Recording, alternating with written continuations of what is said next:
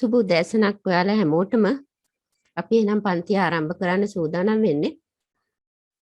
මම අද 10 පන්ති ළමයිටත් මේ පන්තියට සහභාගී වෙන්න කියලා කිව්වා. මොකද 11 පන්තියට ඒගොල්ලන්ට මේ පාඩම් කරනකොට වඩාත් මේ පිළිබඳ දැනුම අවබෝධය වඩාත් තහවුරු වෙනවා. එතකොට ඒ නිසා තමයි 10 පන්තියටත් මේ පාඩමට සහභාගී වෙන්න කියලා කිව්වේ. ඒ වගේම තමයි අපි බදාදා දාලා තියෙනවා 10 12 ඒත් 10 පන්ති ළමයින්ට. එතකොට ඒ පන්තියට සහභාගී වෙන්න 11 පන්තිය ඕගොල්ලන්ටත් පුළුවන්. මොකද 10 පන්තියේ පාඩම් දැන් ගොඩක් අමතක ඇති. ඒ නිසා ඕගොල්ලන්ගේ මතකය අලුත් කරගන්න පුළුවන්. 10 පන්තියේ පාඩම් වලටත් 11 පන්තියයි සහභාගී වෙන්න. අපි බදාදා 10 12 තමයි එකක් දාලා තියෙන්නේ. හොඳයි එහෙනම් අපි අද අපේ අලුත් පාඩම පටන් ගන්නවා. ඕගොල්ලන්ගේ 11 ශ්‍රේණියේ 3 වෙනි වාරයට නියමිත පාඩමක් තමයි මම අද මාතෘකාවට අරගෙන තියෙන්නේ. දෑතේ කරගැට සිඹසඳ සන්නට කියන කවි පන්තිය. හොඳයි. එහෙනම් අපි බලමු මේ කවි පන්තිය ගැන කතා කරන්න කලින් මේට අදාළ සාහිත්‍ය පසුබිම පිළිබඳ තොරතුරු අපි මුලින් බලමු. බලන්න ඔයගොල්ලන්ගේ පෙළ පොතේ අර කහපාට තීරුවේ කහපාට කොටසේ තියෙන තොරතුරු වලින් වඩාත් වැදගත්ම තොරතුරු තමයි මම ඔයගොල්ලන්ට මේ කතා කරන්නේ.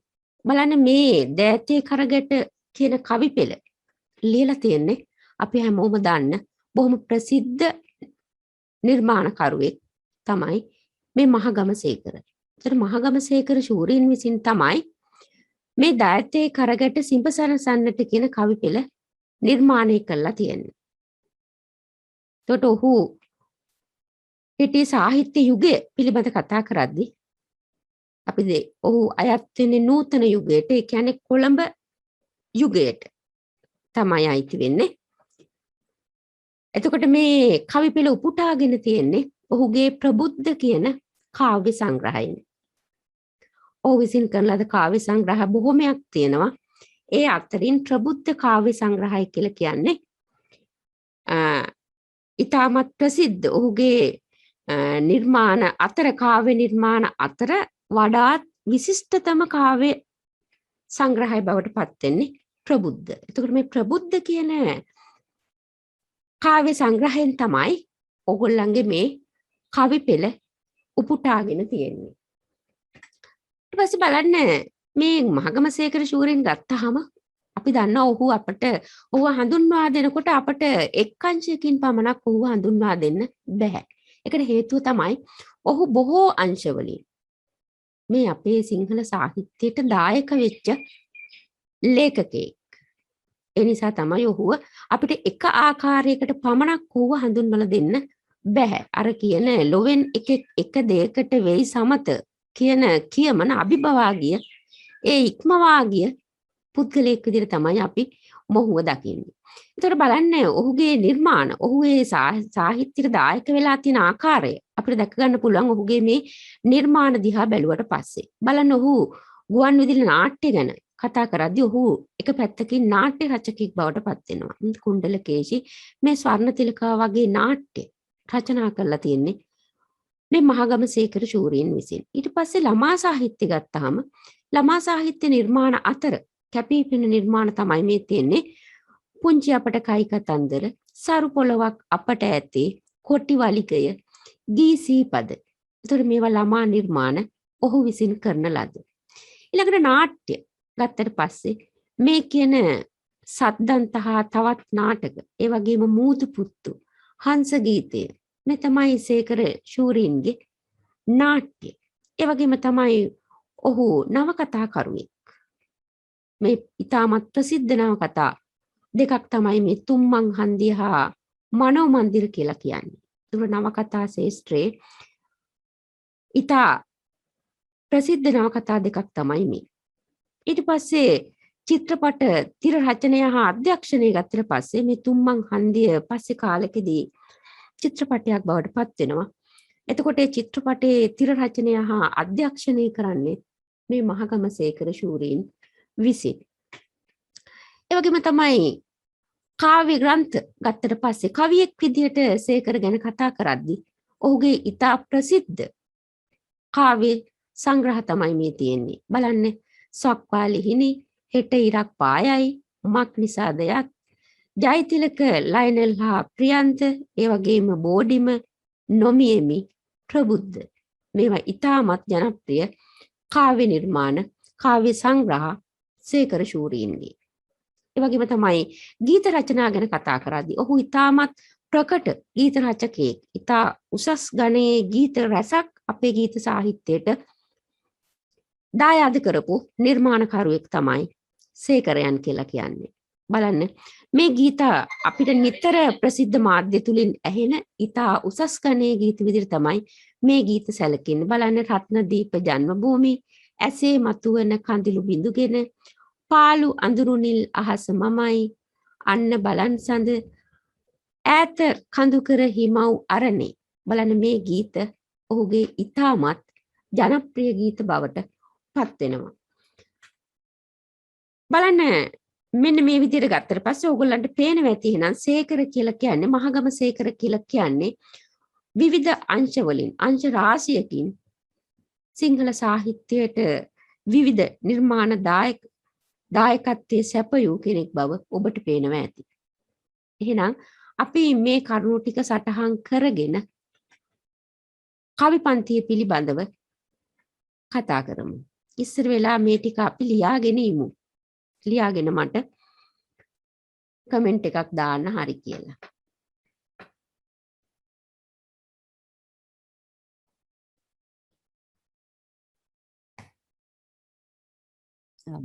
හරිනේ. මං හිතන්නේ එහෙනම් හැමෝම හරි ඇති ඉවර ඇති. අපි යනවා එහෙනම් කවි පන්තියට. බලන්න අපේ පළවෙනි කවිය තමයි මේ තියෙන්නේ. අපි කවියට ඉස්සෙල්ලා බලමු. මං කලින් කිව්වේ නැහැ මේ කවි පෙළ මේ වෙනකොට ඔයගොල්ලෝ අහලා තියෙනවා ගීතයක් බවට පත් වෙලා තියෙනවා. විශාරද අමරදේවයන් හා ඔහුගේ බිරිඳ විසින් මේ කවි පෙළ ගීතයක් විදියට ගායනා කරනවා. එතකොට මම ඔයගොල්ලන්ට මේ කවි එකින් එක ඒ ගායන කරන ආකාරය ඔයගොල්ලන්ට අහන්න දෙනවා. අපි ඉස්සෙල්ලා එහෙනම් පළවෙනි කවිය අහලා බලමු කොහොමද කියලා. දැතේ කරගට සිඹසන සන්නට ලාගොය මේ දලු පවන් සලයි දහදිය මුතු කැට මල්වරු සාවි කරල් බරින්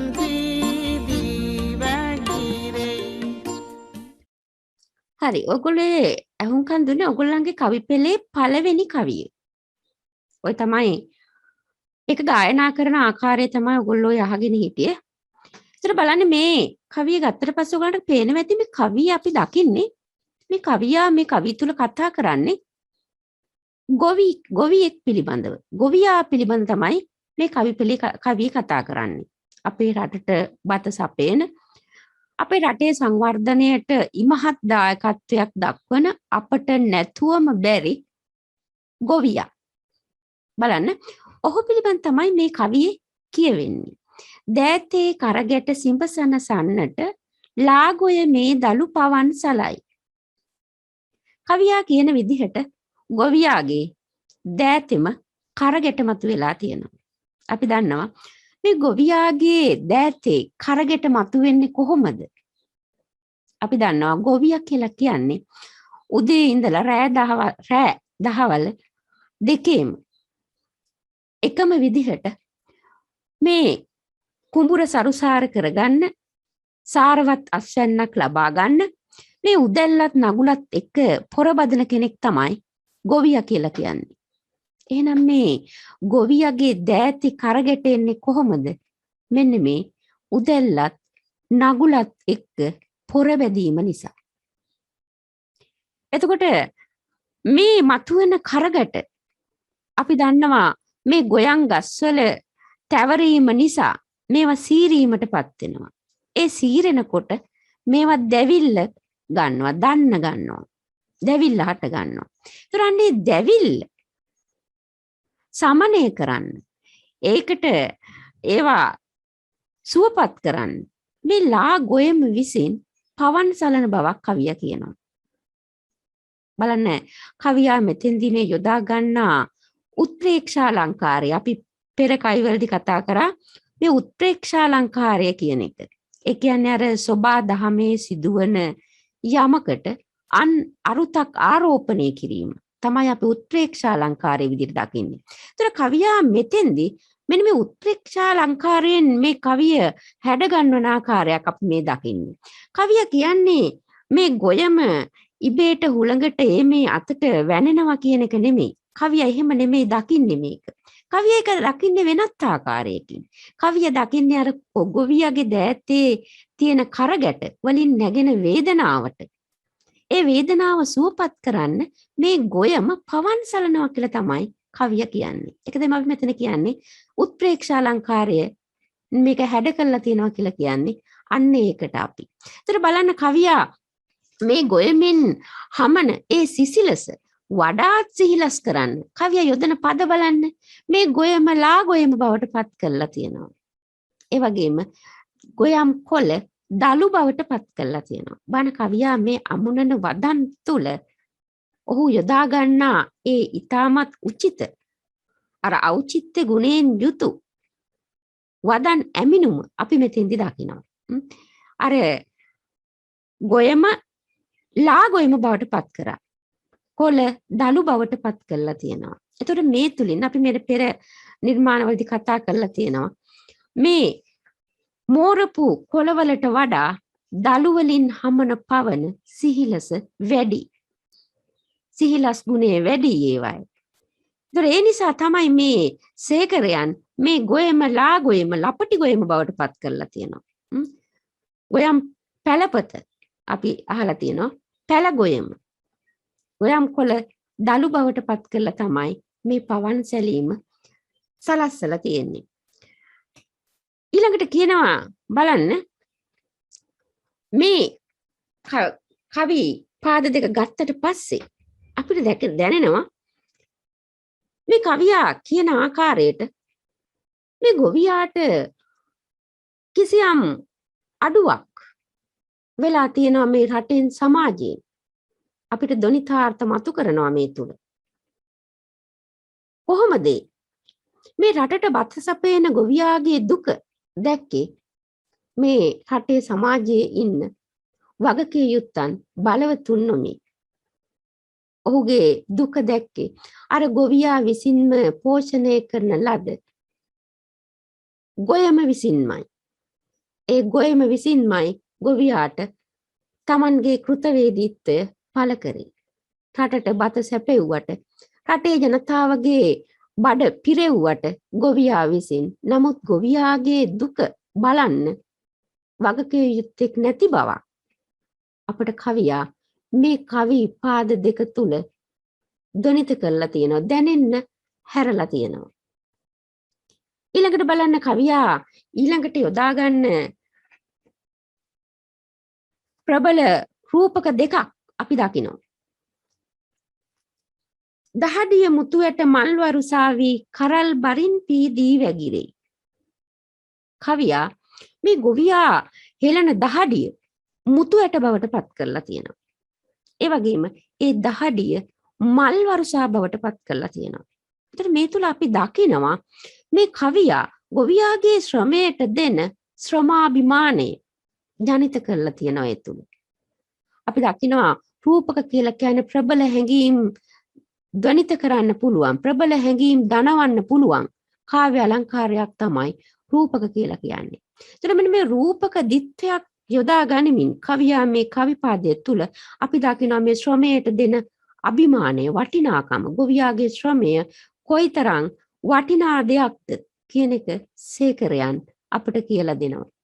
නමුත් මේක මේ රට සමාජයේ වගකීම් යුත්තන් මේක තේරුම් ගත්තේ නැහැ. බලන්න කවියා මේ කවිය තුල යොදා ගන්නා එලිසමෙන් වියුක්ත කවි සිව්පද ආකෘතියක් තමයි අපි දකින්නේ. සිව්පද ආකෘතියක් යොදාගෙන තියෙන හැබැයි ඒක එලිසමෙන් වියුක්තයි. ඒ කියන්නේ එලිසමේ රහිතයි. එලිසමේ නැති සිව්පද ආකෘතියක් තමයි කවිය යොදාගෙන තියෙන්නේ. ඒ වගේම තමයි මේ විරිත ගී විරිතක් තමයි අපි දකින්නේ ගී විරිතක් විදිහට තමයි දකින්නේ. ඒ වගේම මේ කවි පෙළ ගත්තට පස්සේ අපි දකිනවා මේ තුල ධ්වනිතාර්ථ ඒ වගේම භාවාර්ථ මතු කරන ආකාරය. ධ්වනිතාර්ථ කියලා කියන්නේ අපට කවියා හැඟෙන්න සලස්වන දේ. කියන දේ තුල කෙලින්ම නොකියා අපට හැඟෙන්න සලස්වනවා. අපි සමහර වෙලාවට මේවා ව්‍යංගාර්ථ විදියටත් හඟවනවා. ඒතර බලන්න ඒ දේ තමයි මම අර කතා කරේ. මොකද්ද මේ රටෙන් සමාජයෙන් ගොවියාට වෙලා තියෙන අසාධාරණේ නොසලකිල්ල ඔහු පිළිබඳව. ඒ වගේම භාවාර්ථ ගත්තට පස්සේ අපි දකිනවා මේ කවිය තුල මේ ගොවියාගේ ශ්‍රමයෙන් මතුවන ඒ මුතු කැට නැත්නම් මල් වරුසා මේවා තමයි භාවාර්ථ බවට පත් වෙන්නේ. මේ තුල ගොවියාගේ ශ්‍රමයට වටිනාකමක් දීලා තියෙනවා. එතකොට ඒ තුල ඇතිවන ඒ අභිමානය, ඒ සතුට තමයි අපි මෙතෙන්ති භාවාර්ථ විදියට දකින්නේ. ඒ වගේම අර කතා කර උත්පේක්ෂා අලංකාරය මේ කවිය අපි දකිනවා. ඒ වගේම සරල බස මේ කවියේ ගත්තට පස්සේ අපි මේකේ මුල් පද දෙක දෑතේ කරගැට කියන අවස්ථාව අපි දකින්නේ කටවහර. සාමාන්‍යයෙන් අපි කතා කරන වහරේ එන පදයක් තමයි කරගැට කියලා කියන්නේ. එතකොට ඒ ඇරෙන්න මේ කවියේ අනිකුත් පද එකතුව ගත්තට පස්සේ අපි දකින්නේ සාමාන්‍ය ලේඛන වහර තමයි අපි දකින්නේ. එතකොට බලන්න මේ කවිය තුල එහෙනම් අපි දකින මේ ගොවියා කියන කෙනා පිළිබඳව තමයි සේකරයන් කතා කරන්නේ.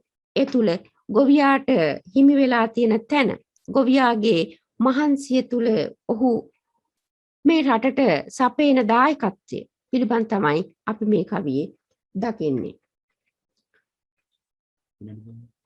බලන්න අපි මේ ටික ලියාගෙන එහෙනම් ඊළඟ කවියට යමු. බලන්න පුතේ මම හිතන්නේ එහෙනම් හැමෝම හරි ඇති. අපි දෙවනි කවියට යමු එහෙනම්. බලමු මේ කවියටත් අපි ඉස්සෙල්ලා සවන් දීලා එමු ගායනා කරන ආකාරය මේක. අඩසඳ මෝරණ මැදියම් අහසින් බිලිඳු හදට කිරි දියර ගාලයි එට ඉදිවන නව ලෝකය දැක දැක පුංචි පුතාහි නින්හි නැහෙයි. හොඳයි එහෙනම් ඒ තමයි අපේ දෙවනි කවිය. අඩසඳ මෝරණ මැදියම් අහසින් බිලිඳු හදට කිරි දියර ගලයි. බලන්න කවිය මෙතෙන්දිත් යොදාගන්නේ අර උත්ප්‍රේක්ෂා අලංකාරය කියන කවි අලංකාරය තමයි මෙතනත් යොදාගන්නේ. අපි දකිනවා කුඩා බිලිඳෙක් කුඩා දරුවෙක් දහවල් කාලයේදී මවගේ කිරි වලින් තමයි පෝෂණය වෙන්නේ. රාත්‍රී කාලයේදී දරුවා මේ අඩසඳ මෝරණ ඒ කියන්නේ අර සම්පූර්ණ වෙමින් එන සඳ මේක මෝරගෙන මේ එන සඳ මැදියම් රාත්‍රියේ මේ සඳ රැස් වලින් ඒ ගලන සඳ රැස් වලින් කවියා කියනවා මේ කවියාගේ මේ දරුවාගේ හදට කිරි දියර ගලනවා කියලා. එතකොට මේ අඩසඳින් එන සඳ රැසින් ගලන ඒ කිරි දියර විදියට කවියා දකින්නේ මේ කරුණාව දයාව ආදී මානව ගුණාංග තමයි මෙතනින් සංකේතවත් වෙන්නේ. මේ කිරි දියර වලින් සංකේතවත් කරන්නේ ඒ මානව ගුණාංග ආදරය කරුණාව දයාව වැනි මානව ගුණාංග. කුඩා දරුවෙක් මෙන්න මේ කියන මානව ගුණාංග වලින් වර්ධනය වෙන්න ඕනි. එතන මේ කවියා කියන විදිහට රාත්‍රී කාලයේදී මේ දරුවා මේවායින් පෝෂණය වෙනවා. එතකොට ඒක තමයි මම කිව්වේ මෙතන උත්ප්‍රේක්ෂා අලංකාරයේ කවියා යොදා ගන්නවා කියලා. ඊළඟට කවියා කියනවා හෙට ඉදිවන නව ලෝකයේ දැක දැක පුංචි පුතා හීනෙන් හිනෙහි. මේ නිදන රාත්‍රියේ නිදාගෙන ඉන්න කුඩා බිරිඳා හීනෙන් hina වෙනවා. අපි දැකලා තියෙන පුංචි දරුවෝ හීනෙන් hina වෙනවා. නිදාගෙන ඉද්දී hina වෙනවා අපි දකිනවා. ඒතර මේ කවියා මෙතෙන්දි කියනවා කවියා එතනත් උත්ප්‍රේක්ෂා අලංකාරය යොදාගන්නේ. අපි දන්නේ මේ කුඩා දරුවෝ ඇයි හීනෙන් හිනෙන්නේ කියලා. නමුත් අපි දැකලා තියෙනවා එහෙම. අන්න කවියා ඒකට අර්ථයක් දෙනවා. ඔහු කියනවා මේ කවිය මේ කුඩා බිරිඳ නින්දෙන් hina වෙන්නේ මේ හෙට ඉදිවන ලෝකය දැකලා. ඒ කියන්නේ මේ වැඩිහිටි පරම්පරාව විසින් මේ අද ඉන්න බාල පරම්පරාවට අවශ්‍ය ලෝකය නිර්මාණය කරනවා. ඒතර වැඩිහිටියන් නිර්මාණය කරන මේ ලෝකය මේ අද තියෙන ලෝකයට වඩා යහපත් තුන එකක් තමයි ඒ නිර්මාණය කරන්නේ. අපි දකිනවා අපි හැමදාමත් ප්‍රාර්ථනා කරන්නේ හෙට ලෝකේ වඩාත් යහපත් වෙන්න කියලා තමයි ප්‍රාර්ථනා කරන්නේ. මේ වැඩිහිටියෝ කරන්නේත් හැමදාම හෙට ලෝකයේ ඒ කියන්නේ අනාගත පරම්පරාව උදෙසා වන ලෝකය මේක වැඩිහිටියන් විසින් තමයි නිර්මාණය කරන්නේ. මේක වඩාත් යහපත් විදිහට තමයි නිර්මාණය කරන්න උත්සාහ කරන්නේ. වඩාත් යහපත් ලෝකයක්, වඩාත් සුවදායී ලෝකයක් තමයි නිර්මාණය කරන්න උත්සාහ කරන්නේ. ඒතර මේ කවියා කියනවා මේ කුඩා දරුවා අර නිදාගෙන ඉන්න දරුවා හිනෙන්නේ අන්නේ වැඩිහිටි පරම්පරාව විසින් හෙට දවස උදෙසා නිර්මාණය කරන ඒ ලෝකය හීනෙන් දැකලා. මේ ලෝකය නිර්මාණය කරන්නත් කලින් මේ වැඩිහිටි පරම්පරාව විසින් මේ බාල පරම්පරාව වෙත පිදෙන ලෝකය වඩාත් යහපත් එකක්. ඒ යහපත් බව දැකලා, ඒ සුවදායී බව දැකලා මේ පුංචි පුතා හීනෙන් hina වෙනවා. නින්දෙන් hina වෙනවා කියලා තමයි කවියා කියන්නේ. ඒතර අපි දකිනවා එහෙනම් මේ කවිය පුරාවට අපි දකින්නේ උත්ප්‍රේක්ෂා අලංකාරය මුසු කරගත්තු කවි බසක් තමයි කවියා යොදාගෙන තියෙන්නේ. එතකොට ඒ තුල අපි දකිනවා මේ කුඩා බිරිඳෙක් මේ රාත්‍රී කාලයේ නිදිසුව විඳින මේ කුඩා පුතා මේ කරුණාව දයාව ආදී මානව ගුණාංගයන්ගෙන් පෝෂණය වන ආකාරය කවියා කියනවා. ඒක ඔහු උත්ප්‍රේක්ෂා අලංකාරයෙන් තමයි දකින්නේ. ඒ වගේම තමයි මේ වැඩිහිටියන් විසින් අත් නොවැඳි ඒ සුන්දර ලෝකයේ දැන් අපි අත් විඳින ලෝකය යහපත් එකක් නෙමෙයි, සුන්දර එකක් නෙමෙයි, සුවදායී එකක් නොවේ. නමුත් Taman විසින් අත් නොවිඳි ඒ ලෝකය මේ හෙට දවස වෙනුවෙන් මේ පුතු වෙනුවෙන් තනන්න. මෙතන මේ පුතා කියන පදයෙන් කවියා සංකේතවත් කරන්නේ හෙට ලෝකය, අනාගත ලෝකය තමයි මේ සංකේතවත් කරන්නේ. එතකොට මෙන්න මේ හෙට ලෝකය වෙනුවෙන් තනන්න උත්සාහ කරනවා.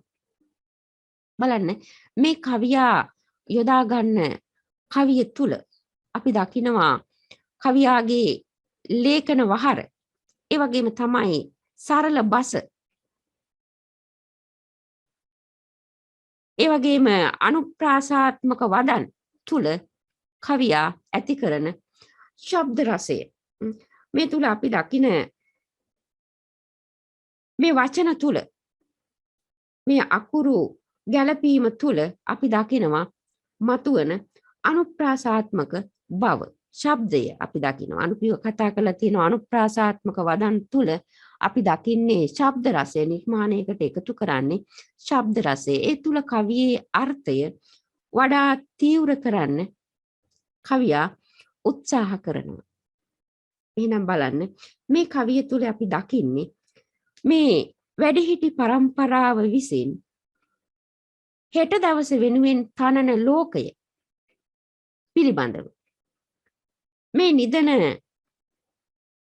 පුතු ඒ හීනෙන් දැකලා hina වෙන ආකාරය තමයි කවිය අපිට කියන්නේ.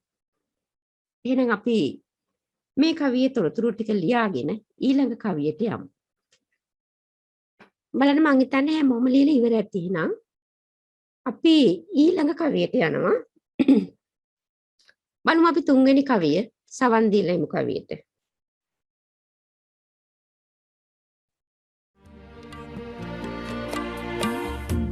රහසක් වැව් බැඳි යෝධ මිනිස්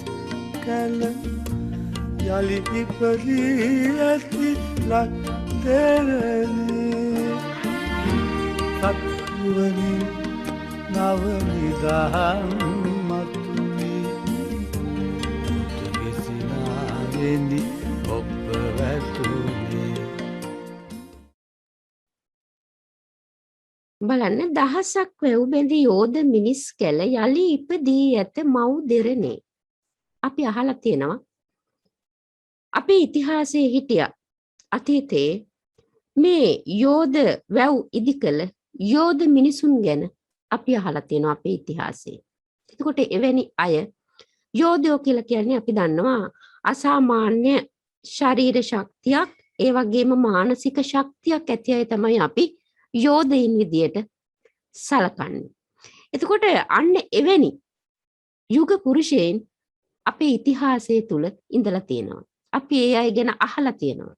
එතකොට ඒ හිටපු අතීත යෝධ මිනිසුන් දහසක් වැව් අමුණු ඉදිකලා කියලා අපි අහලා තියෙනවා. අහස උසට මහා පෙතිපිලිම ඉදිකලා කියලා නිර්මාණය කළා කියලා අපි අහලා තියෙනවා. එතකොට මේ සේකරයන් කතා කරන්නේ අන්න ඒ අය පිළිබඳව. අන්න එවැනි මිනිසුන් නැවත මේ මව්බිමේ ඉපදිලා ඉන්නවා කියලා සේකරයන් කියනවා.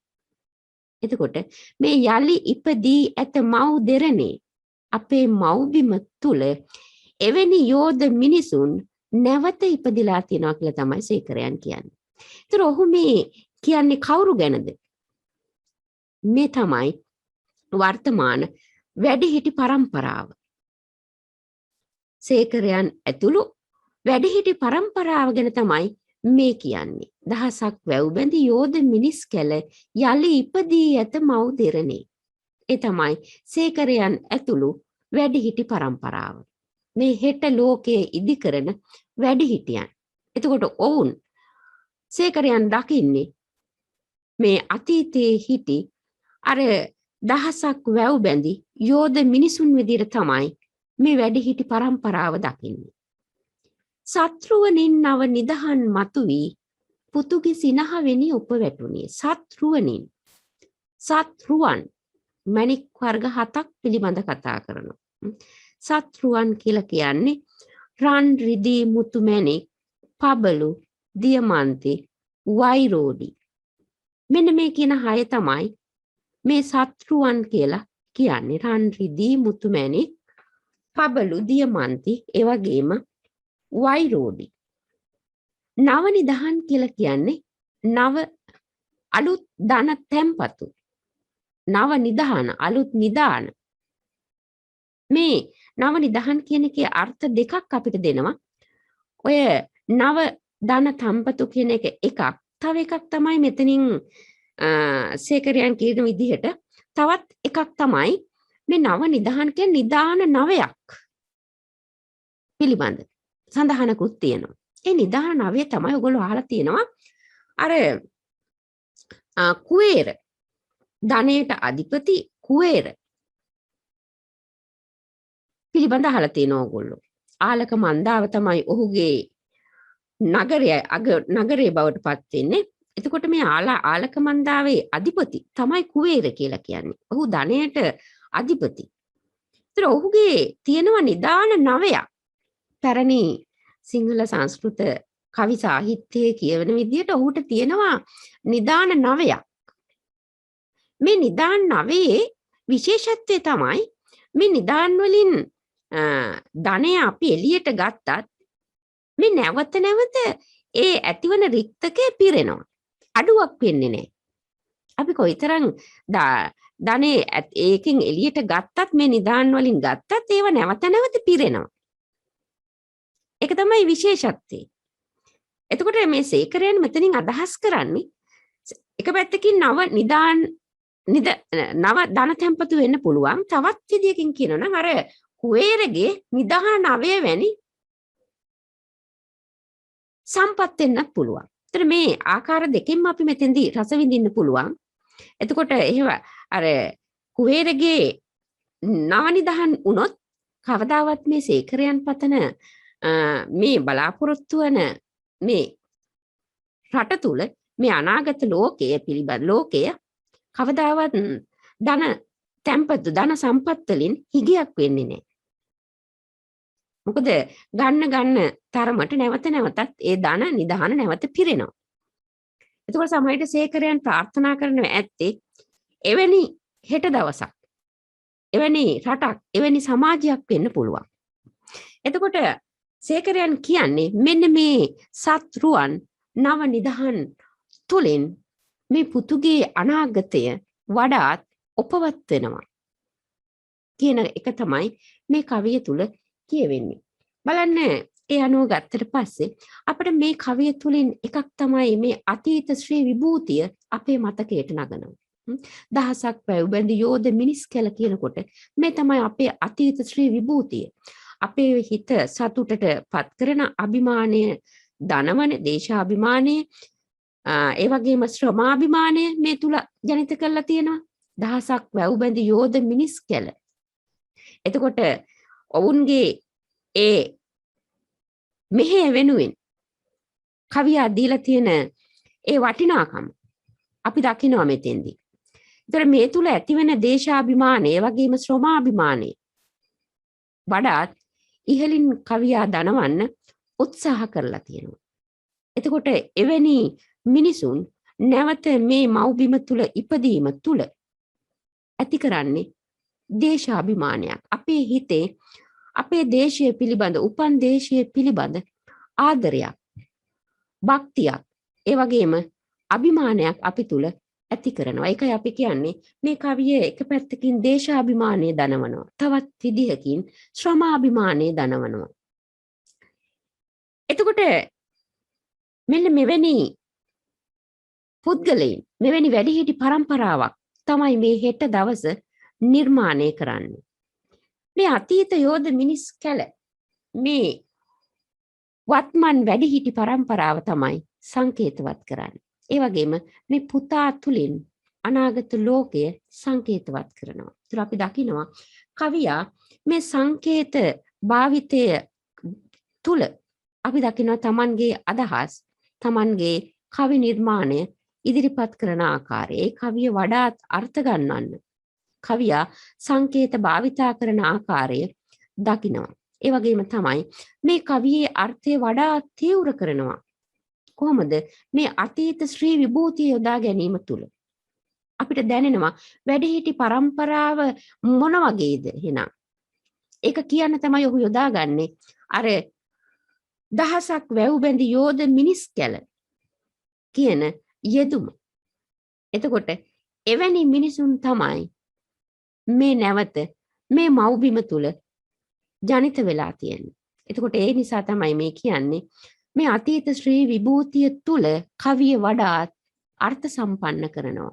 මේ කවියේ අර්ථය වඩා තීව්‍ර කරනවා කියලා කියන්නේ ඒකයි. මේ අතීත ශ්‍රී විභූතිය යොදා ගැනීම තුලින් ඒ තුලින් අපට දනවනවා වැඩිහිටි පරම්පරාව මොන වගේද, මේ හෙට ලෝකයේ තනන පරම්පරාව මොන වගේද කියන එක අපිට වඩාත් හොඳින් දනවන්න උත්සාහ කරනවා කවිය.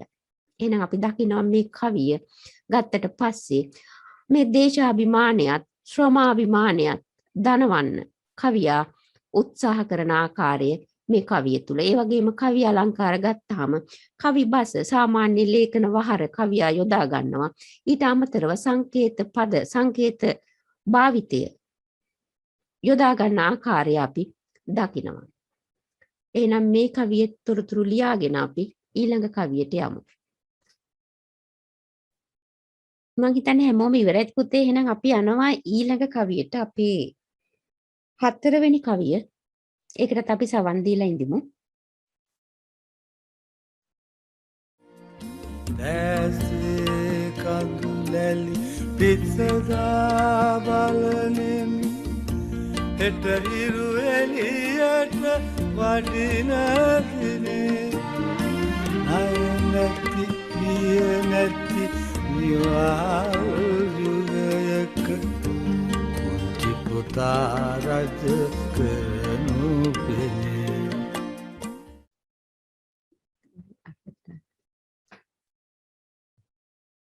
බලන්න මේ කවිය ගත්තාම අපි දකිනවා දැසේ කඳුලැලි පිසදා බලනෙමි හෙට හිරු එළියට වඩින දිනේ.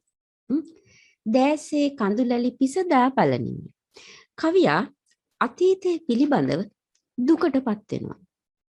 මොකද මේ කවියා ප්‍රාර්ථනා කරන ලෝකය මේ ගත වුණු කාලය තුල උදා කරගන්න බැරි වුණා. ඒතර ඒ නිසා තමයි කවියාගේ හිතේ මේ දුකක් ඇති වෙලා තියෙන්නේ. මේ දුක නිසා දැසට කඳුළු එන්නේ ඒ නිසා. නමුත් ඔහු මේ හෙට හිරු එළියට වඩින දිනේ, ඒ කියන්නේ ඔහුගේ ප්‍රාර්ථනාව ඉෂ්ටවන දිනය මේ ඊතා කිට්ටුව තියෙන බව, ඊතා නුදුරේම ඒ දේ සිද්ධ වෙන බව කවියා හිතනවා. ඔහු ඒ පිළිබඳ අපේක්ෂා දල්වා ගන්නවා, බලාපොරොත්තු ඇති කර ගන්නවා. ඒතර කවියා ප්‍රාර්ථනා කරන ලෝකය, ඒ හෙට හිරු වඩින දිනේ ඒ උදාවන ලෝකය, ඔහු ප්‍රාර්ථනා කරන ලෝකය මොන වගේද? ණය නැති බිය නැති නිවහල් යුගයක්. ණය නැති, ඒ කියන්නේ රට ආර්ථික අතින් පෝෂණය වුණු. ඒ වගේම බිය නැති, ඒ කියන්නේ එහෙනම් සාමය රජ කරන, සාමය පවතින, නීතිය හා සාමය පවතින නිවහල් යුගයක්. කිසි කෙනෙකුට යටත් නැති ස්වාධීන යුගයක් තමයි කවියාගේ හෙට ලෝකය. ඒ ප්‍රාර්ථනා කරන ලෝකය මෙන්න මේ වගේ ලෝකයක්. ණය නැති ලෝකයක්, බිය නැති ලෝකයක්. කියන්නේ ආර්ථික අතින් ස්වයං පෝෂණය වුණු, සෞභාග්‍ය උදා වුණු, නීතිය හා සාමය ආරක්ෂා වන ස්වෛරීය නිදහස් යුගයක්. මෙන්න මෙවැනි යුගයක් තුල පුතා ජීවත් වෙනවා දකින්න. පුංචි පුතා රජ කරනු පෙනේ. එවැනි ලෝකයක තමයි පුතා, ඒ කියන්නේ අනාගත පරම්පරාව, නැත්නම් හෙට ලෝකය, එවැනි ලෝකයක් වනු දැකීම තමයි කවියාගේ ප්‍රාර්ථනාව බවට පත් වෙන්නේ. බලන්න මේ සේකරයන්ගේ ප්‍රාර්ථනා අපි දකින්නේ. මේ කවි පෙළ, සේකරයන්ගේ මේ ප්‍රබුද්ධ කියන කවි පෙළ පළ වෙන්නට පෙර ප්‍රාර්ථනා නමිනුත් මේ කවි පෙළ පළ වෙලා තියෙනවා. ඒතරේ ප්‍රාර්ථනා බවට පත් වෙන්නේ කවියාගේ මෙන්න මෙවැනි ප්‍රාර්ථනාවන්. බලන්න මේ කවිය ගත්තට පස්සේ නම් අපි දකින්නේ මේ කවියේ සමස්තාර්ථය තුල අපි දකින්නේ කවියා මේ අතීතයේ පිළිබඳ දුකට පත්වන ආකාරය. නමුත් පුතු වෙනුවෙන් තැනෙන ඒ වඩා යහපත් වූ ලෝකයේ ඉදිරියේදී ඊතා නුදුරුදිම, ඒ කියන්නේ ඊතා ආසන්නයේම පහළ වෙනවා කියලා කවියා හිතනවා. ඒ වගේම කවියා මේ ප්‍රාර්ථනා කරන ලෝකයේ සංවර්ධිත සාමකාමී නිවහල් යුගයක් තමයි කවියාගේ අපේක්ෂාව. එවැනි ලෝකයක්, එවැනි හෙට දවසක් තමයි කවියාගේ මේ අනාගත පරම්පරාව උදෙසා ප්‍රාර්ථනාව බවට පත් වෙන්නේ. ඒ වගේම මේ මතු පරම්පරාව උදෙසා වන කවියාගේ ප්‍රාර්ථනය අපි දකිනවා මානව හිතවාදී පරාර්ථකාමී හැඟීම් දනවන එකක්. මොකද මේ කවියා මේ ලෝකේ ප්‍රාර්ථනා කරන්නේ Taman වෙනුවෙන් නෙමෙයි. හෙට දවස වෙනුවෙන්, බාල පරම්පරාව වෙනුවෙන්, හෙට ලෝකයේ වෙනුවෙන්. ඒතර මේ හෙට ලෝකයේ තුල මේ වැඩිහිටි පරම්පරාව නැහැ. ඉන්නේ බාල පරම්පරාව, හෙට පරම්පරාව තමයි ඒ තුල ඉන්නේ. ඒතර කවියා මේ ප්‍රාර්ථනා කරන්නේ තමාගෙන් වියුක්ත, තමා නැති ලෝකයක් තමයි, ලෝකයකටයි මේ ප්‍රාර්ථනා කරන්නේ. බලන්න ඒ නිසා තමයි කියන්නේ මේ කවිය අපි දකින්නේ මානව හිතවාදී පරාර්ථකාමී හැඟීම් දනවන එකක් කියලා අපි දකින්නේ. ඒකයි. එවැනි භාවාර්ථයන් මේ තුල දනවනවා. ඒ වගේම තමයි මේ කවිය තුල දේශාභිමානයත් ශ්‍රමාභිමානයත් ජනිත කරනවා. ණය නැති බිය නැති නිවහල් යුගයක මේ තුල අපි දකින්නේ ණය නැති බිය නැති නිවහල් යුගයක් කිව්වම ඒ තුල අපිට ඇති වෙන්නේ අභිමානයක්. ඒ වගේම තමයි ඒ තුල ශ්‍රමාභිමානය ජනිත කරනවා. මේ සඳහා අපි අපගත වෙන්න ඕනි. මේ සඳහා අපි මහන්සි වෙන්න ඕනි. අපේ කාලය ශ්‍රමය අපි වගුරන්න ඕනි. කැප කරන්න ඕනි. ඒ තුල ශ්‍රමාභිමානයේ දනවලා තියෙනවා.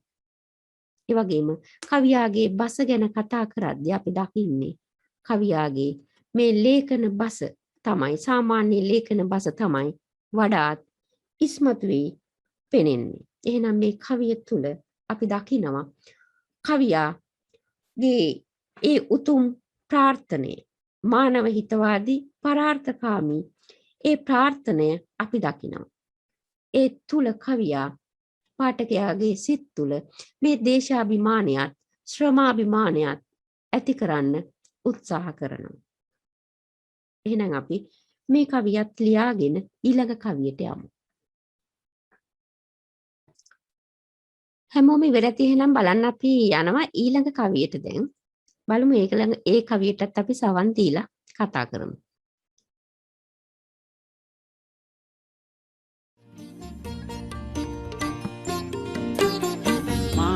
මාගත වෙහෙසට ආදරයෙන් දිය උල්පත පාදන පුංචි පුතුන්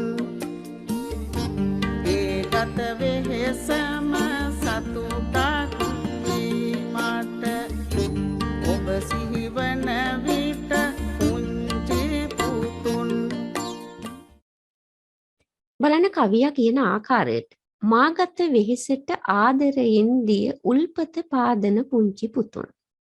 බලන්න මේ හෙට ලෝකයේ වෙනුවෙන් මේ සෞභාග්‍ය සපිරුණු ඒ නිවහල් ලෝකය තැනීමට මේ ගන්න උත්සාහයට මේක වළකාලන්න කිසිවෙකුටත් බෑ. ඒකට හේතුව තමයි මේ ආදරයේ දිය උල්පත මේ පුතු වෙනුවෙන් කවියාගේ හිතේ ඇති වෙලා තියෙන ආදරයේ දිය උල්පත තමයි ඒකට හේතුව බවට පත් වෙලා තියෙන්නේ. බලන්න කවියා යොදාගන්නේ ප්‍රබල රූපකයක් අපි දකිනවා මේ ආදරයේ දිය උල්පත බොහෝ නිර්මාණකරුවන් විසින් Tamanගේ නිර්මාණවලට යොදා ගන්න ආකාරය අර්ථය තීව්‍ර කිරීම සඳහා කවියා යොදා ගන්න අවස්ථා අපි ගොඩක් දැකලා තියෙනවා නිර්මාණ තුල. ඒතර අපි දකින්නේ මෙතෙන්දිත් එවැනි දෙයක් තමයි අපි දකින්නේ. එතකොට මේ ආදරයේ දිය උල්පත මේ පුතු වෙනුවෙන්, ඒ කියන්නේ අනාගත පරම්පරාව වෙනුවෙන් මේ කවියාගේ හදවතේ ඇති වෙලා තියෙන මේ ආදරය නැමැති දිය උල්පත මේක කවදාවත් සිඳෙන එකක් නෙමෙයි. නිමාවටපත් වෙන දෙයක් නෙමෙයි. උල්පතක් කියලා කියන්නේ අපි දන්නවා හැම විටම දිය උනන තැනක් තමයි උල්පත කියලා කියන්නේ. දිය උල්පතක් කියලා කියන්නේ එහෙම. ඒත් මේ ආදරයත් එහෙම එකක්. කවියාගේ හදවතේ මේ හෙට ලෝකයේ වෙනුවෙන් හෙට පරම්පරාව වෙනුවෙන් නැත්නම් මේ පුතු වෙනුවෙන් පහළ වෙලා තියෙන මේ ආදරයත් එවැනි එකක්. කවදාවත් නිමාවටපත් නොවන ආදරයක් තියෙන්නේ. ඒ නිසා මොකද වෙලා තියෙන්නේ මේ කවියා මේ හෙට ලෝකයේ තනන්න ඒ යොදන වෙහෙස ඔහුට සතුටක් බවට පත් වෙලා තියෙනවා. ඒගත වෙහෙසම සතුටක් වීමට ඔහු ලබන ඒ වෙහෙස, ඒ ගත වෙහෙස, මහන්සිය, කැපවීම, ඒ විඩාව ඔහුට සතුටක් බවට පත් වෙලා තියෙනවා. මේ පුංචි පුතුන් සිහිවන විට, ඒ කියන්නේ හෙට ලෝකය සිහිවන විට, ඒ තැනෙන සෞභාග්‍ය සපිරුණු ඒ නිවහල් දේශය සිහිවන විට ඒක ඔහුට සතුටක් බවට පත් වෙලා තියෙනවා. බලන්න කවියා ඒ කරන කැපකිරීම මේක අනාගත පරපුරේ නිවහල් හා සෞභාග්‍යමත් ජීවිත සපිරුණු ලෝකයක් වෙනුවෙන් තමයි කවියාගේ මේ ගමන. ඒතර ඒ ගමන වළකන්න ඒ ගත වෙහෙසට හැකියාව ලැබෙන්නේ නැහැ. ඔහු ලබන වෙහෙසට හැකියාව ලැබෙන්නේ නැහැ. ඒකට හේතුව තමයි මේ අනාගත ලෝකයේ වෙනුවෙන් මේ හදවතෙහි ඇති වෙලා තියෙන ආදරය. ඒ ආදරය මොන වගේද? කවියා ප්‍රබල රූපකයකින් තමයි ඒක කියන්නේ. ඒක නොකඩවා උනන දිය උල්පතක්. ඒක කවදාවත් සිඳෙන්නේ නැහැ. බලන්න මේ කවියාගේ ඒ රූපකාර්ථවත් බස ඉතාමත් ප්‍රබල විදියට අපිට හැඟීම් ඒ වගේම භාවාර්ථ මතු කරනවා. හැඟීම් දනවනවා. අපි භාවාර්ථ කියලා කියන්නේ හැඟීම් දැනවීම. මේ හෙට ලෝකයේ මේ සෞභාග්‍ය සපිරුණු හෙට ලෝකයේ නිර්මාණය වන හෙට ලෝකයේ තැනීම තුල අපේ හිතේ ඇති වෙන්නේ සතුටක්. ඒක තමයි භාවයන් කියලා කියන්නේ. එතකොට ඒ වගේම අපි දකිනවා ඒ තුල ඇතිවන ශ්‍රමාභිමානය. මේ සඳහා වෙහෙස මහන්සි වෙන්න ඕනි, කැප වෙන්න ඕනි, ගත වෙහෙස දරන්න ඕනි අපි. ඒක තමයි ශ්‍රමාභිමානය කියලා කියන්නේ. ඒක තමයි සතුටක් බවට පත් වෙන්නේ. බලන්න ඊළඟට කවිය යොදා ගන්න මේ කවි බස මේ සරල භාෂාව මුසු කොටගත් මේ කවි බස මේ හැඟීම් දනවන්න තවත් එක ක්‍රමයක් බවට පත් වෙලා තියෙනවා. මේ සරල බස ඒ තුල මේ වඩා ප්‍රබල ලෙස මේ හැඟීම් අපට ජනිත කරනවා. එහෙනම් මේ තමයි මේ කවිය ගත්තට පස්සේ අපි දකින ඒ ශ්‍රමාභිමානයත් ඒ වගේම භාවාර්ථත් මතු කරන කවියක් විදිහට තමයි අපි මේ කවිය දකින්නේ. හොඳයි එහෙනම් මේ පිළිබඳ තොරතුරු ලියාගෙන අපි ඊළඟ කවියට යමු. හරි අපි එහෙනම් ඊළඟට බලනවා පුතේ අවසාන කවිය. ඒකටත් අපි සවන් දීලා ඉමු. 2500 වසරක් තිස්සේ මාදුටු සිහිනය උන්ති පුතුන් ඔබ හට ලෝකය ඉති කරදී මිස යා නොහැකි මට උන්ති බලන කවිය කියන ආකාරයට මේ කවිය දකින සිහිනය මේ අදට පමණක් සීමා වුණු සිහිනයක් නෙමෙයි. ඔහු පමණක් දකින සිහිනයක් නෙමෙයි. මේක වසර 2500ක සිටම දකින සිහිනයක්. මොකක්ද එහෙනම් මේ කවිය කියන්නේ? මේ හැම પરම්පරාවක් තුලම අතීතයට එක්වුණු හැම પરම්පරාවක් තුලම තිබුණු ඒකායන පරමාර්ථය එකම පැතුම බවට පත් උනේ මේ හෙට ලෝකයේ වඩා සෞභාග්‍යමත් ස්වෛරීය දේශයක් තමයි එකම පැතුම බවට පත් උනේ. එහෙනම් මේ පැතුම වසර 2500ක තරම් කාලෙක ඉඳලා එන එකක්. අපි දකිනවා මෙතෙන්දී කවියා 2500ක අපේ ප්‍රෞಢ ඉතිහාසය තමයි මේ සිහියට නගන්නේ. ඒ තුල අර අතීත ශ්‍රී විභූතිය තමයි අපිට මෙනෙහි කරලා දෙන්නේ. මේ තුල කවියා උත්සාහ කරනවා ඒ අතීත ශ්‍රී විභූතිය මෙනෙහි කරන ගමන් අප තුල අර දේශාභිමානය දනවන්න, ශ්‍රමාභිමානය දනවන්න. මේ තුල දේශාභිමානයත් ශ්‍රමාභිමානයත් ජනිත කරනවා. මේ අවුරුදු 2500ක ඉඳලම අපේ වැඩිහිටි පරම්පරාව මෙන්න මෙවැනි සුබ සිහිනයක් වෙනුවෙන් අපකැප වුණා, මහන්සි වුණා කියලා කියනකොට අපේ හිත තුල ඒ අතීත පරම්පරාව පිළිබඳ ආඩම්බරයක් ඇති වෙනවා. ඒක තමයි දේශාභිමානය කියලා මම මේ කියන්නේ. එතකොට ඒ සඳහා ඔවුන්ගේ වෙහෙස තමයි ශ්‍රමාභිමානය කියලා මම කියන්නේ. ඒ වෙනුවෙන් කාලයේ ශ්‍රමයේ ධනය කැප කරන්න ඕනි. දහඩිය හෙලන්න ඕනි.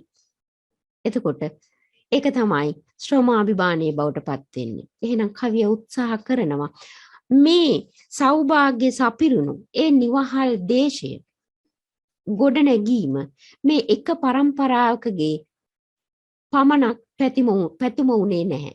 ඒක හැම પરම්පරාවකම මේ අපේ ප්‍රෞಢ ඉතිහාසයේ තුල මේ 2500ක පමණ කාලයක සිටම ඒ හැම પરම්පරාවකගේම සිහිනේ බවට පත් උනේ, ප්‍රාර්ථනේ බවට පත් උනේ මෙවැනි දේශයක්.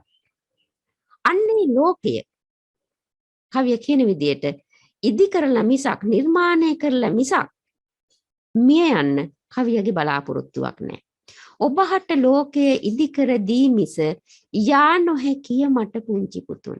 අර වසර 2500කම 100ක් තිස්සේ ඒ පැතූ ලෝකය ඉදිකරලා මිසක් මිය යන්න සේකරයන්ගේ අදහසක් නැහැ. බලාපොරොත්තුවක් නැහැ. කවිය කියන්නේ ඒක. කවියගේ ප්‍රාර්ථනය තමන්ගේ ජීවිත කාලය තුල මේ ප්‍රාර්ථනය ඉෂ්ට කර ගැනීම, මේ ලෝකේ ඉදි කර ගැනීම තමයි ඔහුගේ ප්‍රාර්ථනාවේ බවට පත් වෙන්නේ. සේකරයන් මෙහෙම කිව්වත් මේ ලෝකය දකින්න කලින් සේකරයන් මිය යනවා. 1976 සේකරයන් මිය යන්නේ. එතකොට ඔහු පැතූ ඒ ලෝකය එදා නෙමෙයි අපි දන්නවා. අද වෙනකොටත් මේ ලෝකේ තවමත් නිර්මාණය වෙලා නැහැ. මේ ලෝකයේ කවදා නිර්මාණය වෙනවද කියන එකත් අපට කියන්න බෑ. හරියටම ඒක අවිනිශ්චිතයි. නමුත් සේකරයන් මේ අපේක්ෂාව අප තුල දල්වා ගිහින් තියෙනවා. මේ බලාපොරොත්තුව අපි තුල තබා ගිහින් තියෙනවා. මෙවැනි ලෝකයක් කවදා හෝ නිර්මාණය වනු ඇතැයි අපිට බලාපොරොත්තු තියාගෙන අපිට අපිව ජීවත් කරනවා ඔහුගේ මේ බලාපොරොත්තුව. ඒක තමයි අපි මේ තුල දකින්නේ. සේකරයන්ගේ සුබ සිහිනය බවට පත් උනේ ඔහුගේ එකම ප්‍රාර්ථනය උනේ ඔහු පැතූ ලෝකය බාල පරම්පරාවට ලබා දීම. නමුත් මේ වෙනතෙක්ම අපිට කියන්න තියෙන්නේ ඒ ලෝකේ තවමත් සේකරයන් මේ වෙනකොට ජීවිතුන් අතර නැහැ. ඒ වෙලත් තවමත් ඒ ලෝකයේ ඉදි වෙලා නැහැ අපි ඉදිරියේ. ඒක අපේක්ෂාවක් බලාපොරොත්තුවක් පමණයි. සේකරයන්ගේ බලාපොරොත්තුව අපිව ජීවත් කරනවා. හොඳයි බලන්න මේ කවිය ගත්තාම නැවත සමස්තයක් විදිහට අපි දකිනවා එහෙනම් මේ වසර 2500ක් වූ ඉතිහාසයේ පුරාවටම හැම පරම්පරාවකම එකම ප්‍රාර්ථනාවේ බවට පත්ව ඇත්තේ මේ අනාගත පරපුරු දිසා වඩාත් යහපත් වූ ලෝකයක් තැනීම. ඒ ලෝකය අත්පත් කර දී මිස මේ නොයෑම තමයි සේකරයන්ගේ පැතුම උනේ. එතකොට මේ තුල දකිනවා එහෙනම් අතීත ශ්‍රී විභූතිය ඒ වගේම ජාතිකාභිමානය ජනිත කරන ආකාරය අපි දකිනවා. ඒ වගේම අපි දකිනවා කවියාගේ බස ඉතා සරලයි. ලොකු කුඩා අප කාටත් ඉතා පහසුවෙන් තේරුම් ගන්න පුළුවන්. බලන්න කවිය වඩාත් අර්ථ සම්පන්න කරන්න කවියා අතීත ශ්‍රී විභූතිය යොදා ගන්න ආකාරය අපි මෙතෙන්දි දකිනවා. ඒ අතීත ශ්‍රී මේ කවියේ කියන අර්ථය කවියේ අර්ථය වඩා තීව්‍ර කරනවා මේ අතීත ශ්‍රී විභූතිය යොදා ගැනීම තුල.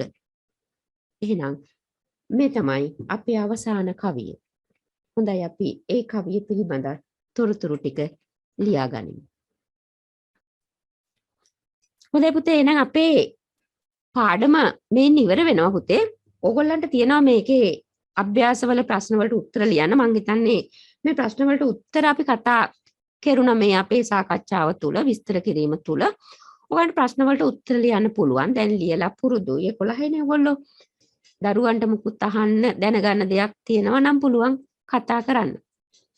එහෙම නැත්නම් අපි මෙතනින් පාඩම නතර කරනවා.